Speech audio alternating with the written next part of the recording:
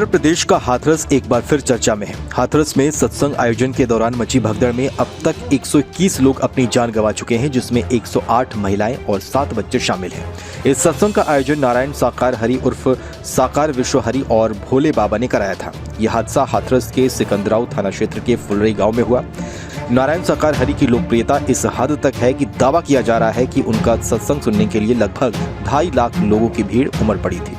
लेकिन ये नारायण साकार हरि हैं कौन, जिनका सत्संग स्थल मंगलवार को शमशान घाट में तब्दील हो गया। नारायण हरि उर्फ भोले बाबा का असली नाम सूरजपाल है। वो मूल रूप से कासगंज जिले के बहादुर नगर के रहने वाले हैं। वो बचपन से ही अपने पिता के साथ खेती करते आए थे, लेकिन इसके बाद वो पुलिस विभाग में भर्ती हो गए।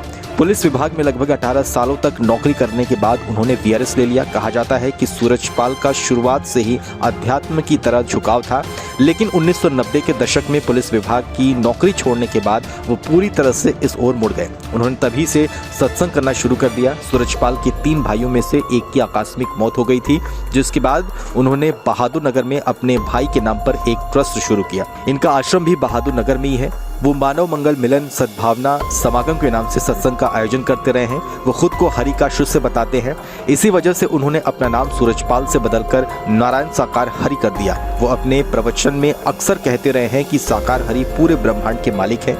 पुलिस विभाग से वीआरएस लेने के बाद नारायण हरि को सत्संग के समय हमेशा सफेद सूट और नीली टाई पहने हुए देखा जा सकता है। वो अनुसूचित जाति समाज से आते हैं, इस वजह से वो इन रंगों को एक प्रतीक के तौर पर पहनते हैं। उनकी पत्नी अक्सर उनके साथ सत्संग के दौरान मंच पर बैठी हुई नजर आती हैं। उनकी पत्नी को माताश्री कहा जाता है। नारायण हरि उर्फ भोले बाबा की कोई संतान नहीं है। बहादुर नगर में आश्रम खोलने के बाद गरीब और वंचित वर्ग के लोगों में उनकी लोकप्रियता तेजी से बढ़ी।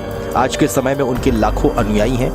वो सुरक्षा के लिए वॉलंटियर्स को रखते हैं, जो उनके सत्संग की सुरक्षा का पूरा इंतजाम करते हैं। कोरोना के दौरान 2022 में सत्संगी बाबा ने उत्तर प्रदेश के फर्रुखाबाद में सत्संग का आयोजन किया था। जिला प्रशासन ने कोरोना के मद्देनजर उस समय सिर्फ 50 लोगों के सत्संग में शामिल होने की अनुमति दी थी, लेकिन उस समय नियमों की धज्जियां उड़ाते हुए 50,000 लोग सत्संग में शामिल हुए थे। हाथरस में मंगलवार को मानव मंगल मिलन सद्भावना समागम नाम से नारायण हरि उर्फ भोले बाबा का सत्संग हुआ था। सत्संग खत्म होते ही जैसे ही बाबा की गाड़ी भीड़ के बीच से निकली, लोग उनकी तरफ दौड़े।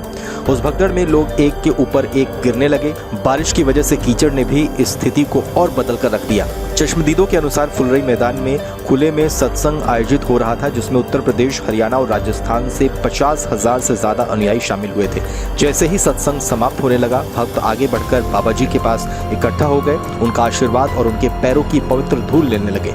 ये लोग एक गड्ढे से होकर गुजर रहे थे। प्रत्यक्षदर्शियों ने बताया कि शुरुआत में धक्का लगा और कुछ लोग गिर गए। उसके बाद जो गिरा वो उठ नहीं पाया और भीड़ ऊपर से गुजरती चली गई। देखते ही देखते बड़ा हादसा हो गया। बाबा फिलहाल फरार है।